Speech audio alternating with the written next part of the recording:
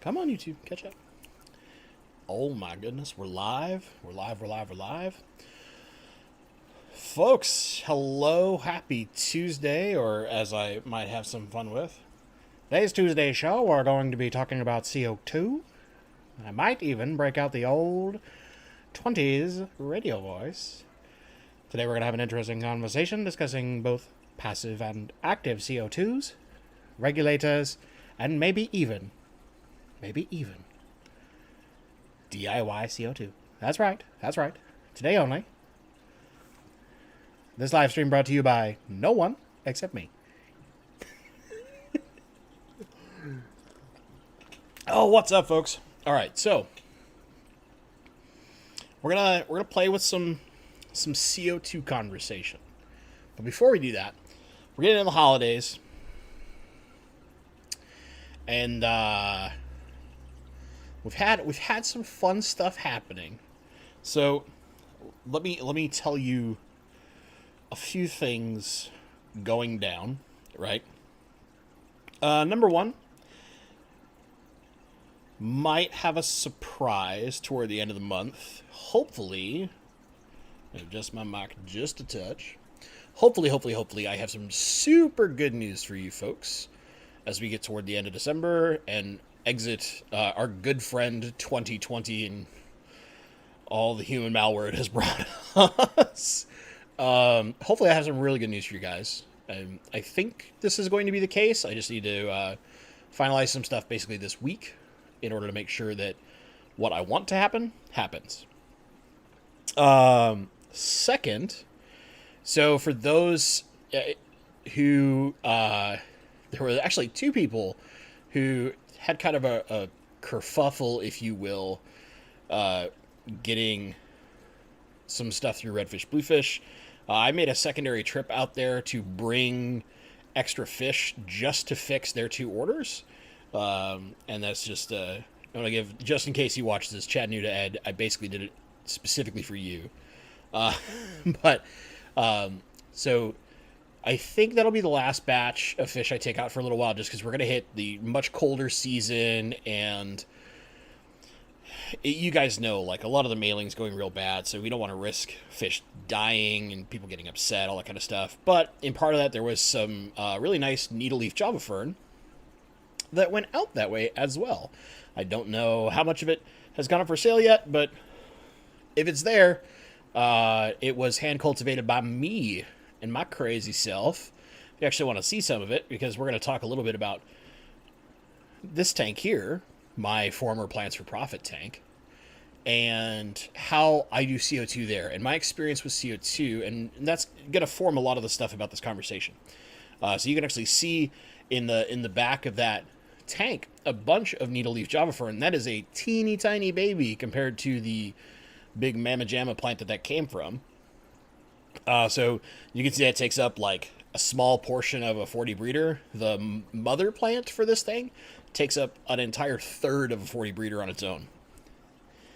And I originally got that as a teeny tiny piece, about yay big, like an inch and a half, from in chat Alyssa Bentley, my good friend. And it's grown absolutely monstrous. I think I've had it for like 2 years now, right? It's tons of baby plants. They're all over the place. I had lots of spares. And a lot of that is because of CO2.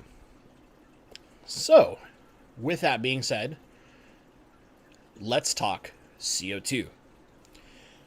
And then just, because it's in chat, I'll put it in chat for you. It's redfishbluefish.shop. Hopefully he's still got some of that stuff online. I don't know if it's in stock. I just know that we haven't been talking too much. I'm really hoping that we can do some really great stuff. Once the weather warms back up, I'll probably have plenty of fish and do all that kind of stuff. Anyway, let's do CO2.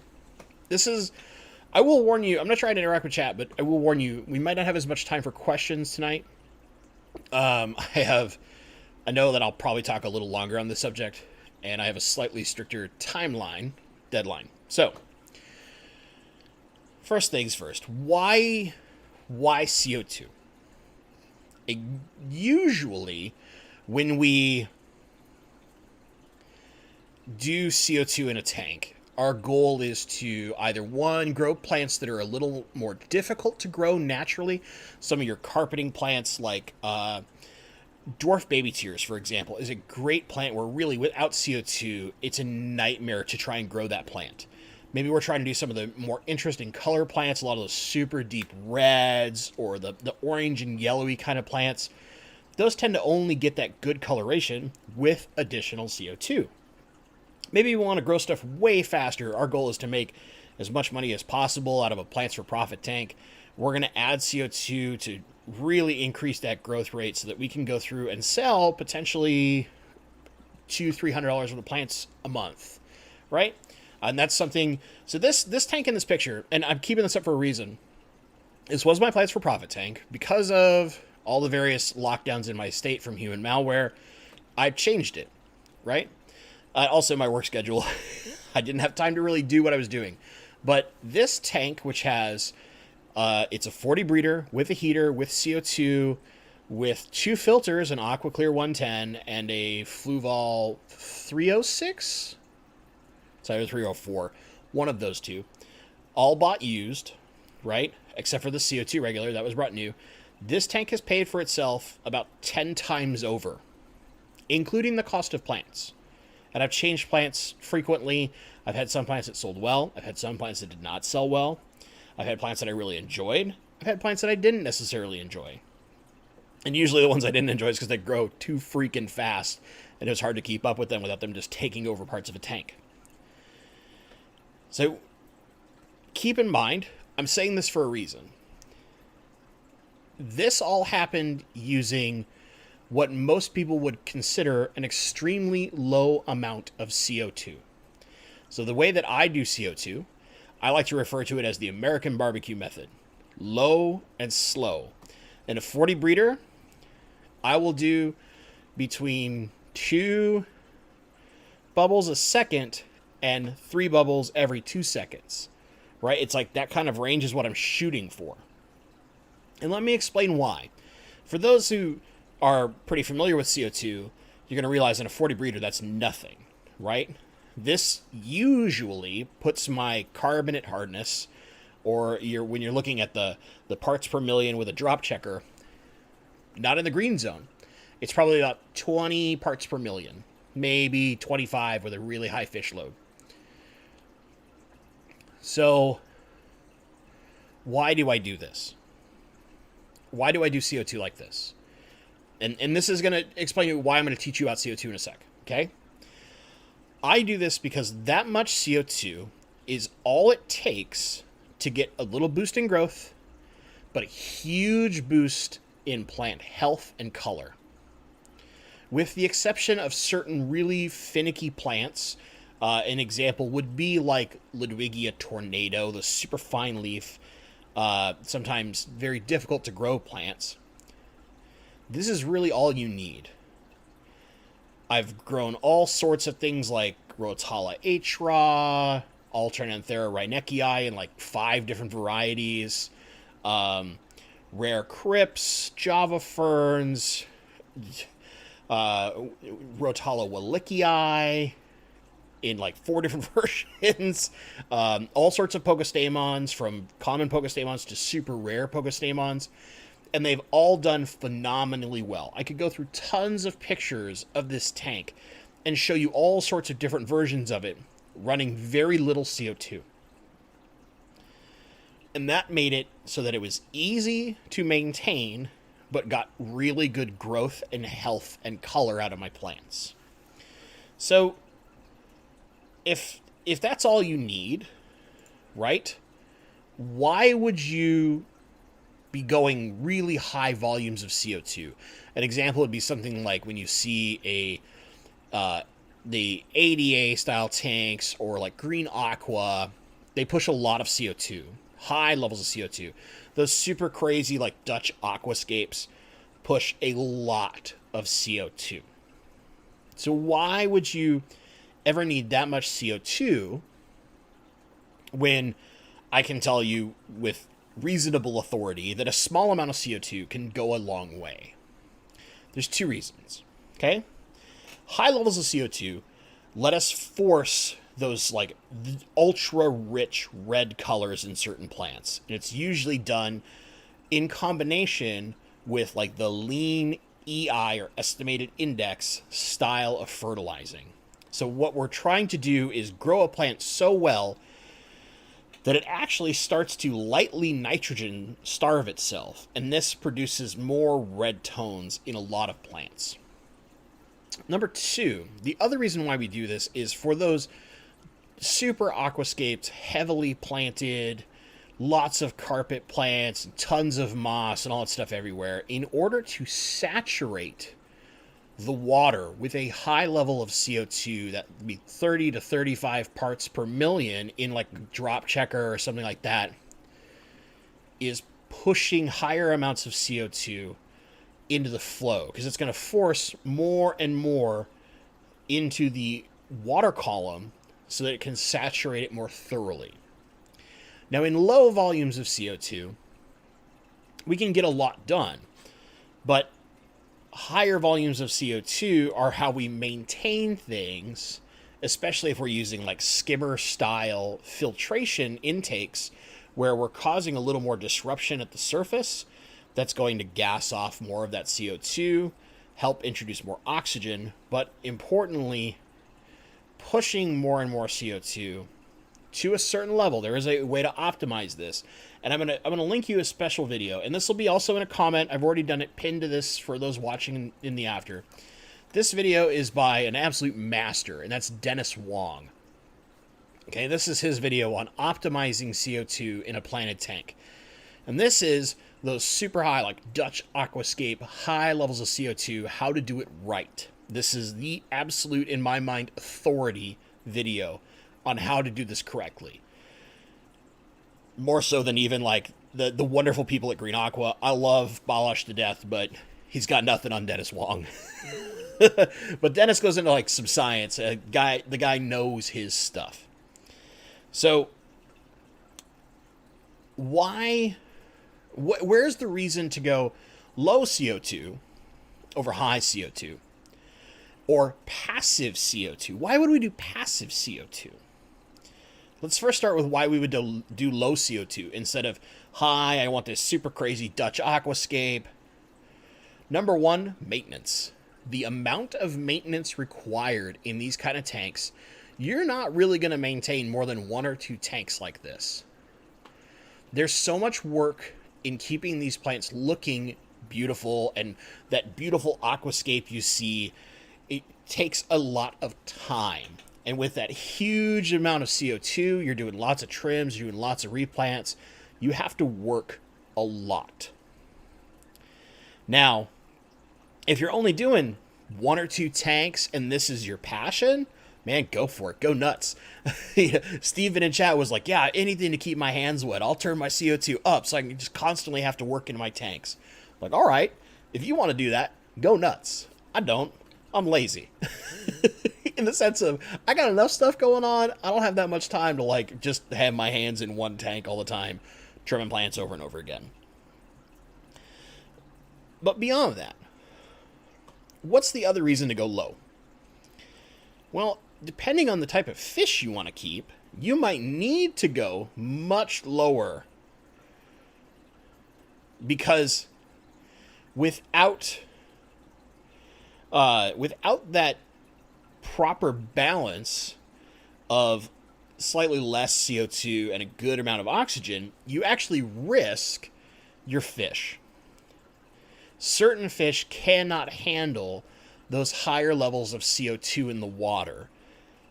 And it's not necessarily because there's not enough oxygen. If your plants are purling like crazy, right? If it looks like you just dumped a bottle of carbonated water in your fish tank, what that means is the water is so saturated with oxygen, it can't absorb anymore. So that's why you see all those bubbles, right? And there's some other stuff. This is a really light on the science explanation of things. We could go super in depth. I could get you like a proper horticulturalist or aquatic biologist here, and they could really go in depth. I don't want to do that. That's too much, right? You'd be talking an hour just to understand like what purling really means. We don't need that insane level of detail. The basics are all we really need. And that's, if you don't see purling very often in your tank, it's not that your plants aren't producing oxygen. It's that there is room in your water column to absorb the oxygen they're producing. So you don't see those bubbles because the water is absorbing all of the oxygen they're producing. Right? Great question from the chat. Don't worry, we're going to get that in a sec. Promise. Now, when we start seeing that huge amount of purling, that means that there's plenty of oxygen saturation. There's no more room in the water column, or it's producing so much at a time, like an air stone would, that it can't absorb that oxygen. And usually we only see this when we're either A, purposely doing things for the purposes of photography. If there are lots of people out there that purposely put a little bit of carbonated water in their tank before they film or before they take pictures to force the visual effect of purling to occur. It's a very common trick in this hobby. Don't always believe everything you see, okay? But for the most part, you can capture purling very easily. The Aquarium Co-op has done it tons of times. I've walked into the shop and seen plants purling because they're getting so much CO2, and there's plenty of oxygen already in the water that it's producing more than it needs to. Okay? So when we have those high levels of CO2, we can, certain fish that are used to very high oxygen levels in their water, that CO2 competes a little bit with the oxygen in the water. There's ways to do it right, but certain fish can't handle that. So depending on the fish we keep, we might not want high levels of CO2. I keep rainbow fish. Really high levels of CO2 with rainbow fish can be a really, really bad day. And let me give you some examples. Like when you start noticing the early signs of there's issues are when you start seeing your fish spend more time toward the top and if they gulp at the surface. And they're fish that normally doesn't gulp at the surface. Or they swim like this, right? Head up, tail down, when they normally would not do so. That's usually an indication of a fish that cannot handle those higher levels of CO2, and they're trying to get additional oxygen because there's not enough oxygen for what they are used to or can handle in their actual body. Some of those like river fish that are used to super highly oxygenated water can really struggle with high levels of CO2. Not all of them. There's ways to do it right. But there is some risk there. What's another reason we want lower CO2? For tanks where we have, let's say, softer water naturally, the Great Northwest has extremely soft water. There's not a lot of carbonate hardness in our water. If we push very high levels of CO2, and to answer Mike, the Fish Tank Barn, my good friend's question, we risk crashing our pH down. Right? Extra CO2 can slowly push your pH down, cause your water to become more acidic. And if we're not buffering to prevent that, maybe we're using sodium bicarbonate, maybe we're using potassium or calcium bicarbonate, maybe we're using crushed coral, whatever we're using to buffer that water up, if we don't have enough of it, we can risk pH issues and cause the water to become more acidic than our fish can handle. Now, if you use something like crushed coral to naturally buffer your water, something that is done in salt water is they'll use what's called a calcium reactor, right? They'll have a bunch of basically crushed coral or some other calcium source in a reactor, and they'll push a bunch of CO2 through it because it helps metabolize, effectively speaking, that calcium into the water. So if we use crushed coral to buffer, and we're using higher levels or elevated levels of CO2, we're going to absorb that crushed coral much faster than we would with no CO2 or with very low CO2. So maybe one of the reasons why we want to go lower CO2 is to make our water a bit more stable, right? Make it a little simpler. Finally, why would we want passive CO2? And let me explain the difference between passive CO2 and the way that we normally do CO2. Normally, when we're doing CO2, we got a regulator, right?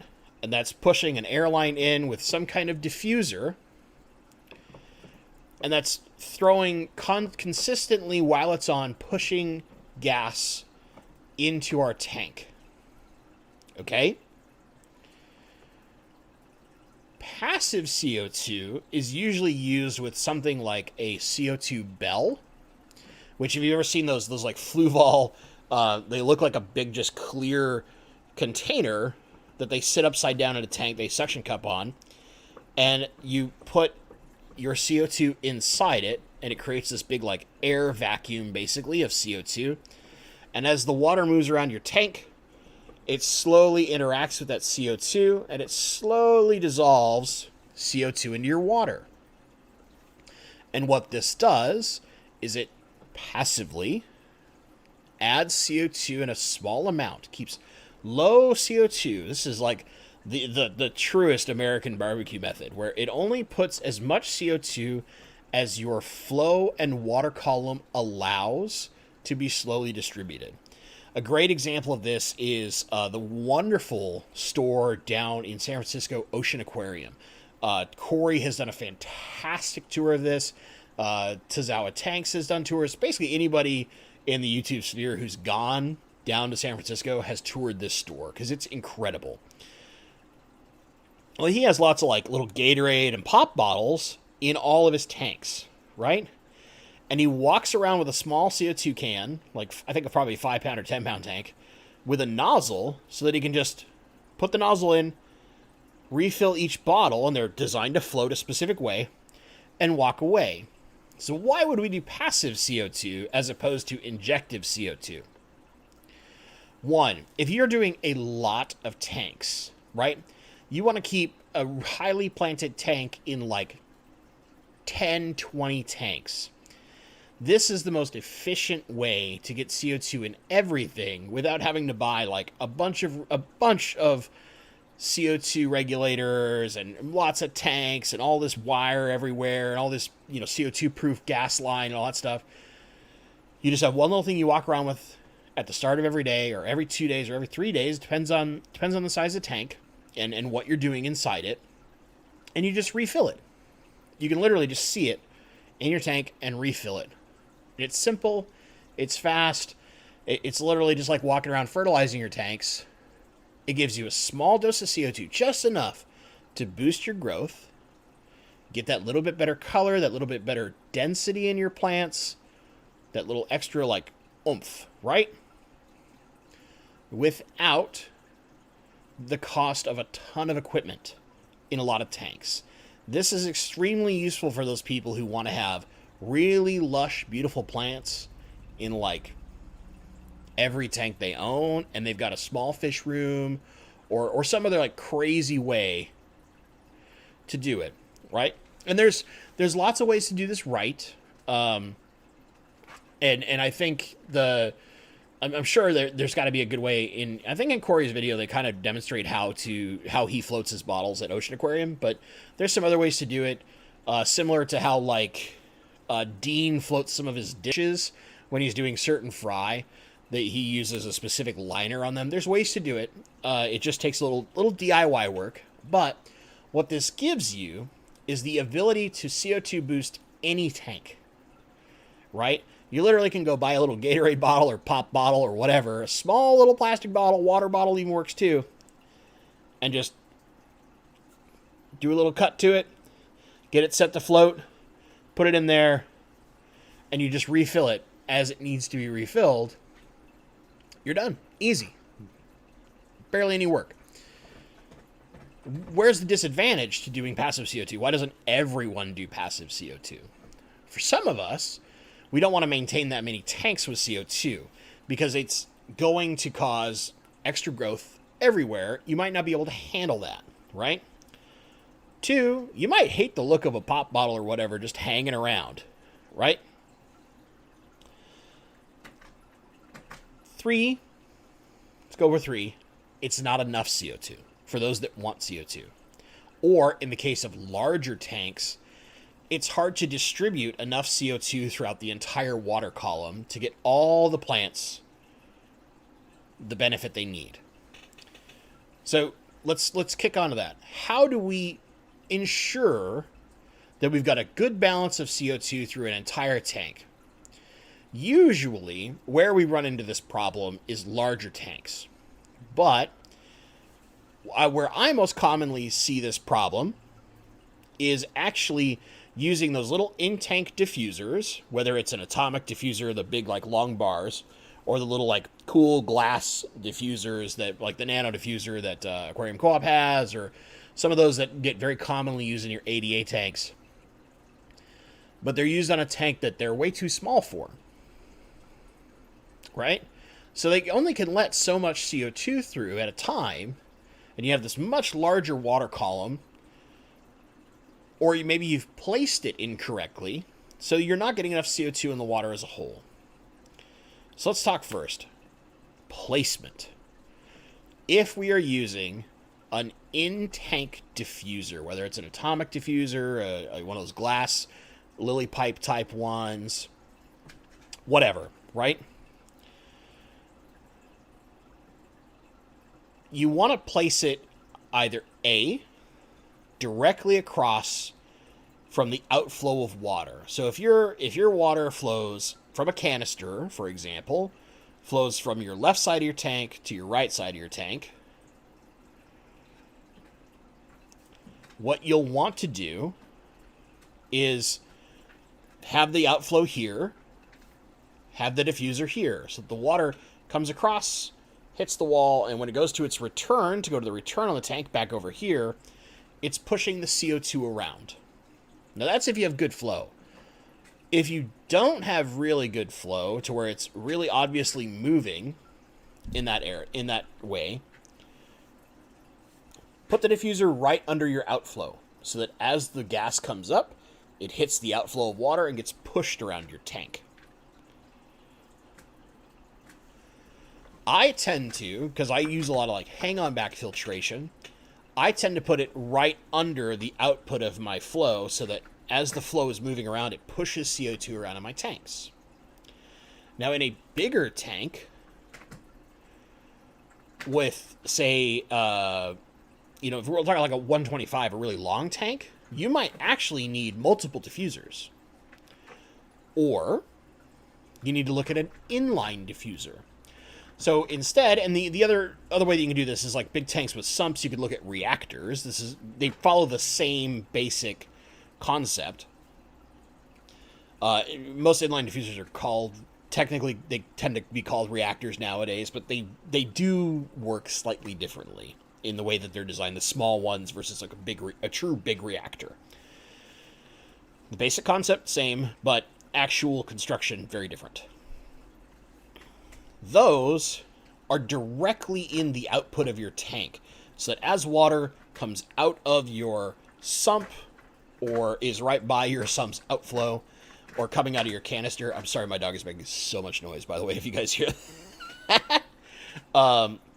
It then hits the diffuser or the reactor, picks up all that CO2 in the water column, and then keeps moving through the outflow of pipes. What this does is it maximizes the amount of time the gas is in contact with the water so that the highest volume of gas is diffusing and completely being absorbed by the water. Okay? This happens best in true reactors. And the way that we do this is we will have the gas so that it's at the bottom of the reactor. It will have water flowing this way. The gas will try to rise. And it'll keep trying to fight the flow of water. And what happens is, as it tries to fight the flow of water, and there's media in there to help beat it up and mess it up and all that kind of stuff, this helps ensure the highest possible absorption of the CO2 into the water column. Now, this is usually not done on small tanks, but if you have a sump, a reactor is the way to go. If you're using a canister filter, an inline diffuser is a really, really good option. Greenleaf Aquariums, Nylock G, CO2 Art, they all make really nice inline diffusers. All of them are very, very effective. I've tried all of them? Two of three. I haven't used a CO2 art one yet, but it's a very similar design to one of the others, so it should happen just fine. So that all being done, we've covered all that. What's the last thing we really need to know about CO2? And my goodness, that dog. She's making a heck of a racket. I'm sorry if you guys hear her. The last thing we really need to cover in CO2 is the actual diffuser, not the diffuser, but the actual regulator itself when we're using injected CO2. One of the things that I would really, really caution you about is to avoid the super cheap diffusers you see on like Amazon and stuff like that. If it costs you like $40, there's a reason, okay? The big thing that matters here, you need to make sure you have a solenoid. That means whenever power is off, gas no longer flows. That way we can time when the gas starts and when the gas stops to make sure that we're not producing CO2 into the tank when there's no light. That's really important because when there's no light in the tank, plants stop consuming CO2. They start producing more. They produce more CO2 and they consume oxygen. So we don't want to oversaturate CO2 in the water column and risk our fish. Second, in general, if you see any type of CO2 regulator designed for a grow room, for those basement tomato growing people, avoid those like crazy. And let me explain why. And those, they look kind of funky. They have these like big, weird glass gauges on the side of them instead of like a bubble counter, right? Those do not regulate pressure as well when it comes to pushing things into an aquarium. And it's similar to the very cheap regulators.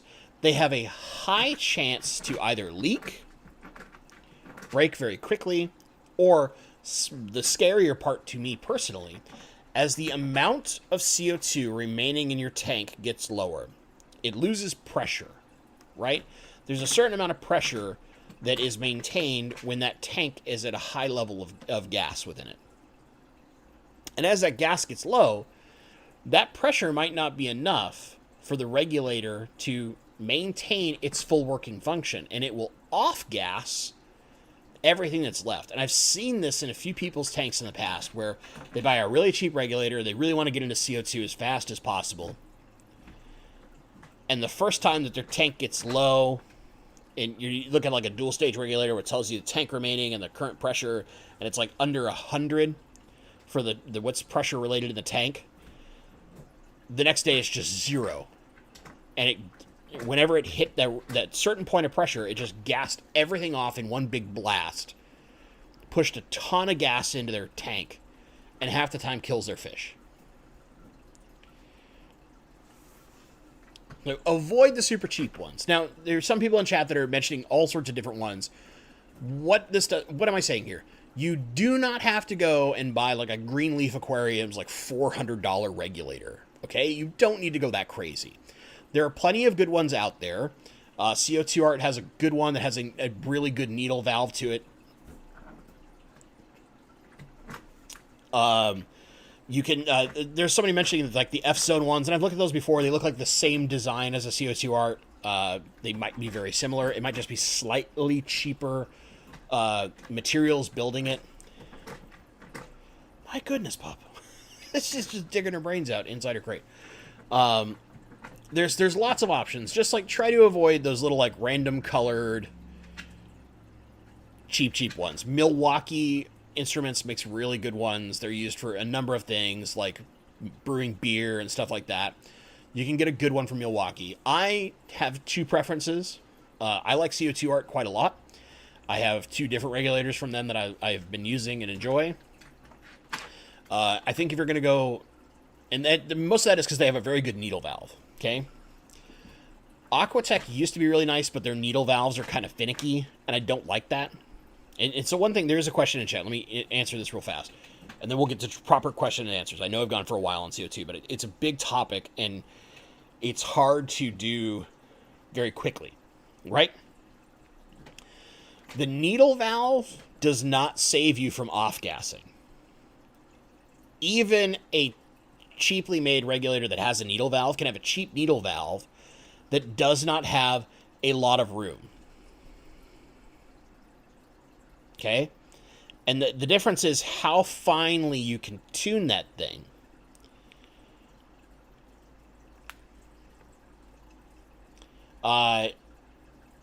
GLA, like some of theirs are really, really nice, but they're incredibly expensive. And there's some stuff in chat. We can go over that. But basically, make sure that you get a really reliable regulator. And there's a great example. Regulators used for welding, certain ones can be extremely reliable and very reasonably priced in the good grand scheme of things. For me, in general, I look at my regulators and I expect to spend roughly $100 or more so that I can usually have a very good and easy to tune needle valve. I want to be able to carefully tune between 1 and 5 bubbles a second. That's really all I care. Anything after that is just going to go like way too crazy, right? But I do a very specific style of CO2, low and slow, right? That's my style. So I don't want a lot of bubbles per second. If you can get a dual stage regulator, it helps you a ton. But the big thing is make sure it has a solenoid. No matter what, must have a solenoid. And to answer, my favorite two brands are Greenleaf Aquariums. They're really expensive, but I've had one for 5 years now, and it's basically bulletproof. Like, the thing just doesn't die. It is perfect. I've never had issues with it. I've never had seal issues. I've never had leaks. I've never had issues with the needle valves. I've literally left the needle valves in place, removed it, got a new tank, put it on, and the most I had to do was look at it and wait, and it just like went back to perfect on its own. They're very, very good, but they are expensive. I will warn you, they're expensive. I think I paid $450 for that thing, and it has it can do 3 individual tanks. A much more cost-efficient would be CO2 Art. I've had really good experiences with both their single and their pro, which are the modular and the non-modular versions. I think they're both really nice. But in the end, generally just try to avoid your like $40 and $50 CO2 regulators, and you're probably going to be okay. If it is advertised to do for growing plants or doing any kind of indoor horticulture, avoid those. Okay? Find ones that are designed for aquariums. Yeah, you have to pay kind of an aquarium premium, and it sucks. But they're built to handle what we're doing, and typically they will last you a long time or have a reasonably good warranty. That's the word I'm looking for. I can speak English, I promise. So, there's that. Okay? Yeah, and it's like, there's a mention here, the F-Zone one has a dual stage mini regulator. It's like $90. It's pretty good. And Ugg Aquatics has done lots of stuff too. Generally, I would appreciate most of the things he says. The only thing that I've really dealt with, like I've had a couple Aquatechs in the past. I'm not huge on them. I've had problems, and mostly that just comes down to it's harder to tune their needle valve than some of the other regulators that are out there. But the raw construction quality is very good. So if you have just more fine-tuned hands than my fat kid hands, maybe you'll do better than I did. Okay, so that's a long talk. I went way longer than I should have. Let me get some questions. Again, if you have any questions, at Bentley Pasco, or feel free to email me, bentley.pasco@gmail.com. I will get back to you. It might take me a few days because right now I'm a little extra busy with just email in general. However, I'll do my best. And let me answer this question. Curriculum, and I know you've been asking much. My opinions on CO2 generators. I personally have not looked into CO2 generators in depth enough or messed with them enough to give a really proper opinion on one. And that's not like a cop out or anything. It's just I won't go like they're great or they're horrible without actually messing with them and researching them. It's part of that just has to be my profession. I'm a tester by nature. I work in software and hardware test. Right now I work for the government. I just unless I have been able to really look into something or put my hands on it, I can't give a definitive answer that would not be fair to either the product or the technology. So yeah. Let us do the questions. Let me make sure I didn't miss anything crazy or really good. I know chat's been busy, which I appreciate.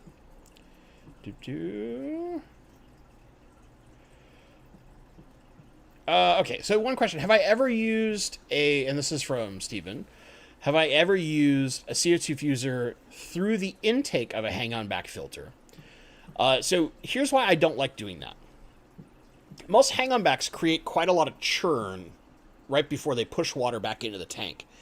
And that leaves you for a lot of opportunity to off-gas the amount of CO2 that's coming in there. Also, by pushing additional gas, if you do like higher levels of CO2 instead of low and slow like I do, into that system, certain hang-on backs don't like having that additional air, whether it is oxygen, gaseous nitrogen, what have you, in their system. They want more water, otherwise it can mess with the flow of things. So I tend to like putting my diffuser under the output so that as water's coming into the tank, it pushes CO2 around. It works pretty effectively. And that's a lot of that is just some personal taste. Like I really like AquaClears and the Seachem Titles. They have quite a bit of churn toward the top of their water column. And so I'm trying not to lose the CO2 I'm pushing in because I personally put a low amount of CO2. Right? So I don't want to lose any of the CO2 that I'm putting into the system. Because then I'm getting like way less CO2 than I want, right? And that could run into issues where I'm basically using CO2 for no reason at that point. Less likely to happen, but yeah.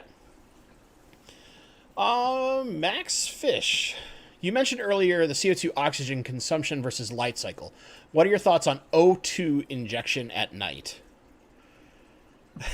Way more complicated than it needs to be. I would not do that. And so, how do I put this? If you were to push pure oxygen into your tank, you have a risk, if you push too much of it, to cause similar problems. Which is to say, it's really good, like some of those electronic oxygen systems, right? The sterilizers. It can be really good at helping deal with algae, but there's other ways to deal with algae that are way cheaper. But I'm sure there's somebody who could tell you more authoritatively from a science perspective why it is good or bad. I just personally wouldn't want to complicate my life that much. I'd much rather just have a good solenoid on my CO2, only run my CO2 around the times I'm doing light, which typically, by the way, timing-wise, depending on how much CO2 you're using, either start your CO2 an hour or 30 minutes, high CO2 I'd say 30 minutes, low CO2 an hour before your light comes on, and stop your CO2 an hour before your light goes off. And the reason why is, at first, we're trying to get a good enough amount of CO2 in the water column to prep the plants. And then once that light comes on, they're ready to start photosynthesizing. They got CO2 to consume to get all that carbon, their nutrients, all that stuff. Happy, happy, happy. Plants do great. And then as we get toward the end of the day, we want to stop adding gas because we want them to consume all that extra CO2 before the lights go off and they stop doing their photosynthesis. Right? So just a little extra tip. In my case, if you are using my day sim setting I turn my CO2 on, even in my low and slow, 30 minutes before the light starts to begin sunrise, and I turn it off at the same time the CO2, the same time I begin my sunset. I give it that long time to consume the last of the CO2 in the system. Trey, I want to try CO2, but what price range should I budget for a 55 or 125? Will volume change that cost estimate, assuming using an inline diffuser for both? No. The only difference is if you're trying to do, is this a tank or potentially two different tanks, right? So the difference here is you could, let's say you have both a 55 and a 125, and you can't decide which one you want to put CO2 on.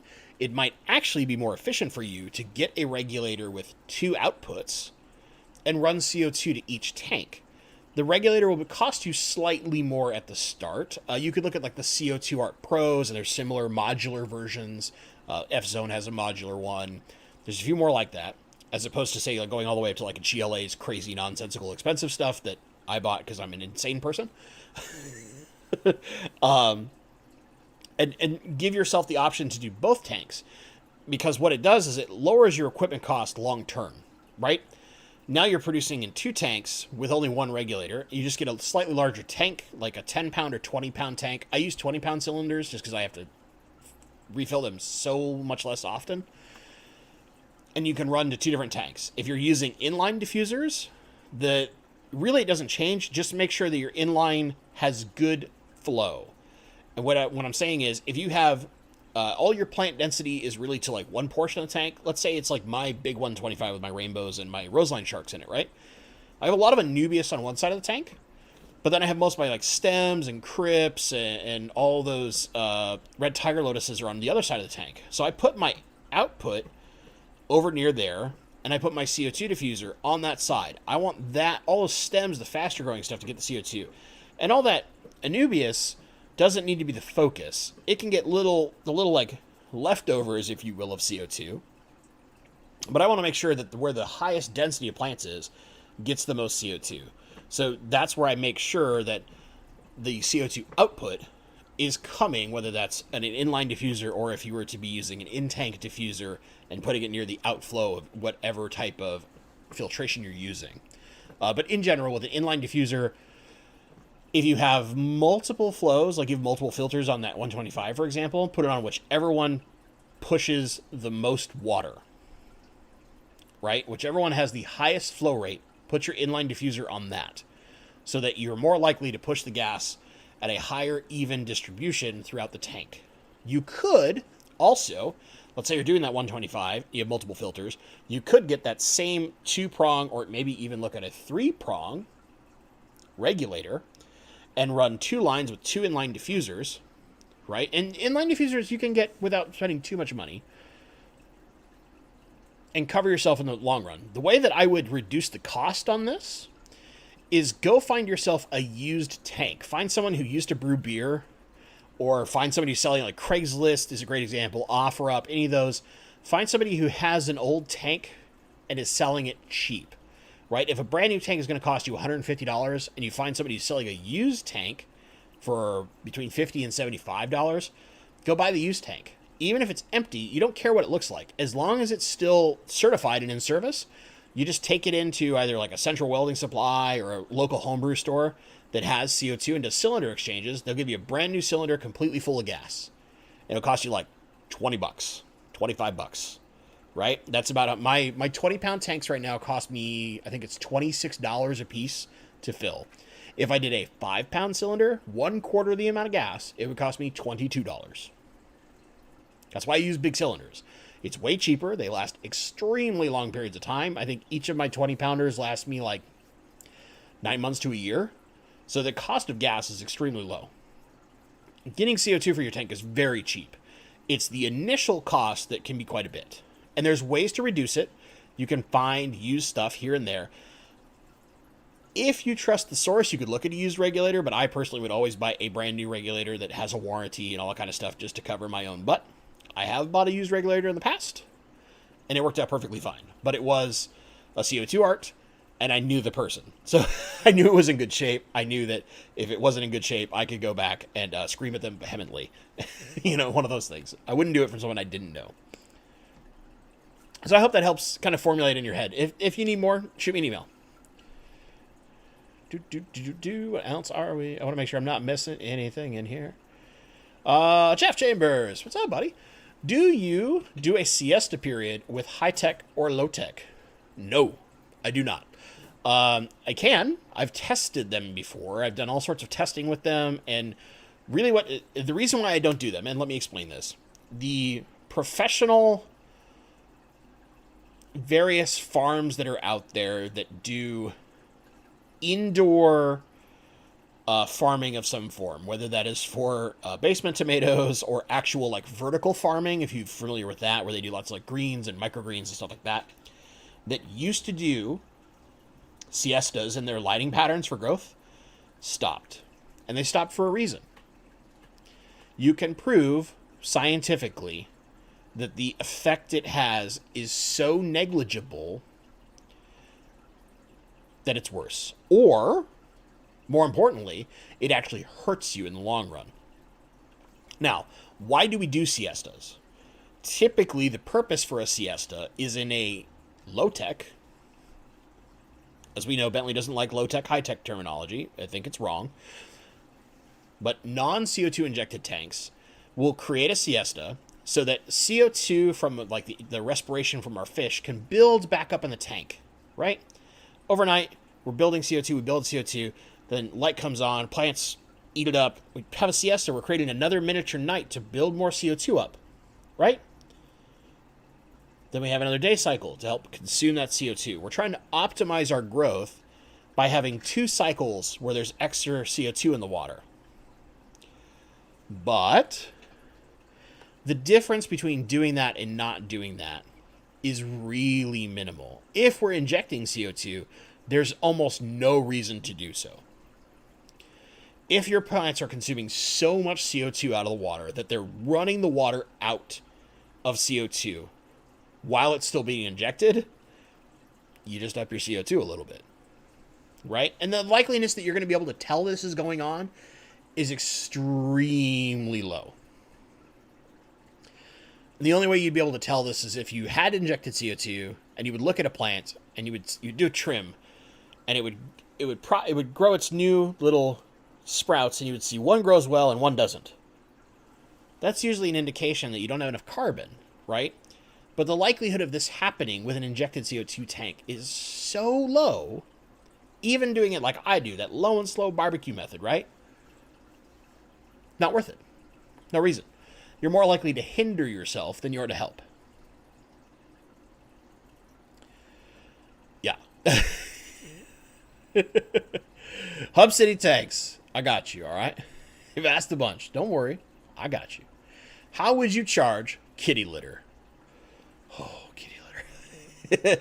Could you use Easy Green, 3 bottles, and a 5-gallon bucket? How many pounds of kitty litter you think I can make for a good planted aquarium? Okay, so let's talk about this for a sec. And I do this kind of the short way. It's really hard to guesstimate how much is necessary. Basically, you kind of have to start getting kitty litter, rinse the heck out of it. Rinse, rinse, rinse, rinse, rinse, rinse, rinse. Right? Then, charging it, you do it one of 2 ways. Do you need to buffer your tank's water at all? Do you need some form of hardness added to your water? If so, you would want to not necessarily do pure ferts, but you would look at adding things like magnesium and calcium in order to charge the kitty litter with that. And there's ways to do it. You could just do like calcium bicarbonate, something like that, put it in the water, let it sit for a while. You don't need a lot. A little goes a long way. But you do this process multiple times. You would rinse it out, add a new one in fresh water, and you do this over a process of about 2-3 weeks. Or, yeah, 3 bottles of Easy Green is probably good. I would try to use one of those, if you can, go get one of those like flat containers. They're like 12 to 17 gallons. like those black totes you can get at like Costco or Home Depot or whatever that have the big yellow lids. I would use one of those instead. And the reason why is you want to maximize the contact area. Now, this can be done with kitty litter too, but Safety Zorb is what I personally prefer. I would use Safety Zorb over kitty litter. Why? I think it looks better. 2, it absorbs longer and continuously absorbs, where some of the clay kitty litters lose their spunk, if you will, after a few months. But if you really want to do kitty litter, or you can't get a hold of Safety Zorb, that is what I would do. I would do this process over the 2 to 3 weeks, and basically just keep checking the water with test kits or test strips to see how much nitrates remain in the water. So like I would pour like a full bottle in the first time after I've rinsed. I get it all in there. I try to get it as level as possible. Pour a whole bottle in. Keep checking after the first week. Check. Right? If my nitrates are down in like the 10 to 20 range, it's absorbed a lot. I'm going to rinse it off. Do it again with the next bottle. If it's still super high, I'm just going to let it sit for another week. Charging this stuff can be a game of patience. Now, Safety Zorb will do this a lot faster than kitty litter usually will, but it's really a game of patience. And figuring out how much you need for your tank is really going to come down to how thick you want your substrate. Hope that helps. If not, feel free to shoot me an email. I'll help you out a little bit more. Priscilla, were you here at the start? Did you hear the voice? Did you? I see you in chat.